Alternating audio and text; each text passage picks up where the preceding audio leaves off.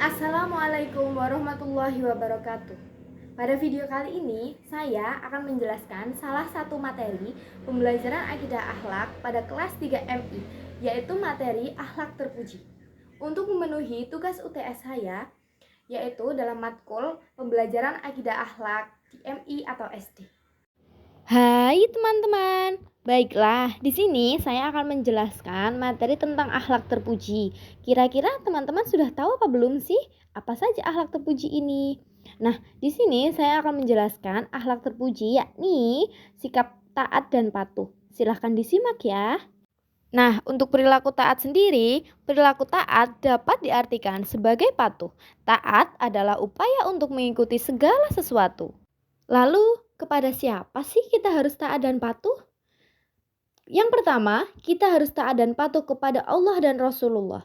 Caranya dengan menjalani perintah Allah dan menjauhi larangannya. Ketaatan seseorang kepada Allah sangat bergantung pada keimanannya. Semakin kuat keimanan seseorang, maka akan semakin taat juga kepada Allah. Dan Rasulullah adalah orang yang diutus oleh Allah untuk mengajak manusia ke dalam kebaikan. Nah, untuk materi yang selanjutnya ada contoh perilaku taat dan patuh. Untuk contoh-contohnya di sini saya memiliki beberapa contoh perilaku taat dan patuh. Contoh yang pertama, melaksanakan sholat fardu. Yang kedua, membayar zakat.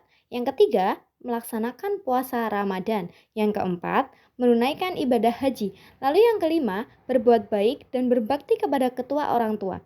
Yang keenam, menjaga sopan santun ketika berbicara.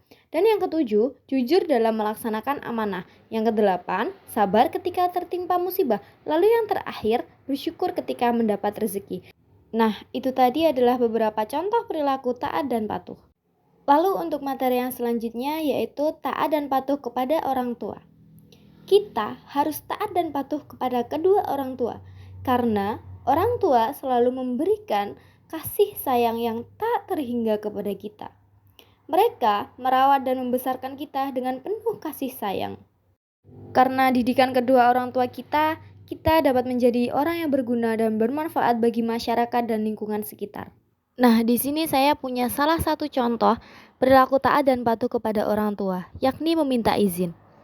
Jadi teman-teman, sebelum kita keluar rumah, kita harus meminta izin dulu kepada orang tua. Karena apa? Karena agar kita mendapatkan ridho dari mereka. Begitu pentingnya kita meminta izin kepada kedua orang tua saat akan melakukan sebuah keinginan atau kegiatan. Karena keridhaan Allah terletak pada keridhaan orang tua dan murka Allah pun terletak pada kemurkaan orang tua. Selanjutnya pada materi ini saya juga akan menjelaskan adab kepada kedua orang tua yang masih hidup maupun yang sudah meninggal.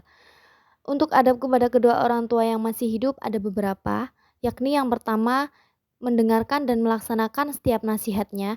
Yang kedua, menyayangi ayah dan ibu kita. Dan yang ketiga, bersikap dan berbicara dengan sopan. Jadi kita tidak boleh marah-marah kepada orang tua dan tidak boleh menggunakan bahasa yang kasar. Lalu yang keempat, menaati setiap perintah orang tua. Yang kelima, membantu meringankan pekerjaan orang tua. Yang keenam, selalu mendoakan kebaikan untuk orang tua kita.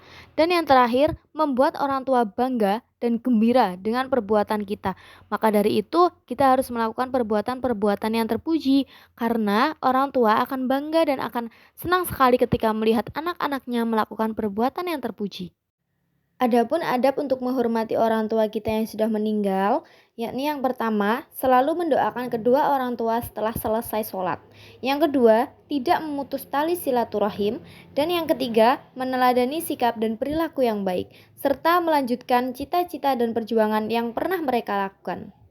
Lalu, materi yang ketiga adalah taat dan patuh kepada guru. Guru adalah orang tua kita saat kita berada di sekolah. Meskipun mereka bukan orang yang membesarkan kita, tetapi guru memberikan kasih sayangnya melalui ilmu-ilmu yang sudah mereka ajarkan. Guru adalah orang-orang yang mendidik muridnya menjadi lebih baik. Sebagaimana wajib hukumnya kita mematuhi orang tua, maka wajib juga kita harus mematuhi perintah guru selama perintah itu tidak menentang syariat agama. Ada beberapa cara menaati guru di sekolah maupun di tempat lain. Yang pertama, tidak boleh menghina atau mencaci maki guru. Yang kedua, datang ke sekolah dengan ikhlas dan penuh semangat untuk belajar. Yang ketiga, datang ke sekolah dengan berpenampilan rapi dan tidak boleh terlambat. Yang keempat, diam dan memperhatikan ketika guru sedang menjelaskan. Tidak boleh ramai sendiri. Yang kelima, bertanya kepada guru apabila ada hal yang belum dimengerti atau dipahami. Yang keenam, menyampaikan dengan cara yang sopan apabila guru ada kesalahan dalam mengajar.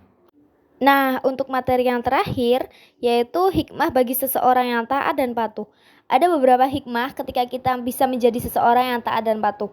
Hikmah yang pertama, akan membukakan pintu ke surga. Hikmah yang kedua, Allah akan memberikan kemenangan kepada orang yang taat dan patuh. Hikmah yang ketiga, akan mendapat petunjuk dan rahmat dari Allah. Lalu yang keempat, dengan taat kepada kedua orang tua, maka ridho Allah juga akan didapat. Yang kelima, menaati kedua orang tua dan guru menghilangkan kesulitan yang sedang kita alami. Lalu hikmah yang keenam, taat kepada kedua orang tua dan guru dapat membukakan pintu rezeki dan dapat melimpahkan rezeki kita. Lalu yang ketujuh, taat kepada guru akan membuat ilmu yang kita dapat menjadi ilmu yang berkah. Nah, selesai sudah materi yang saya terangkan.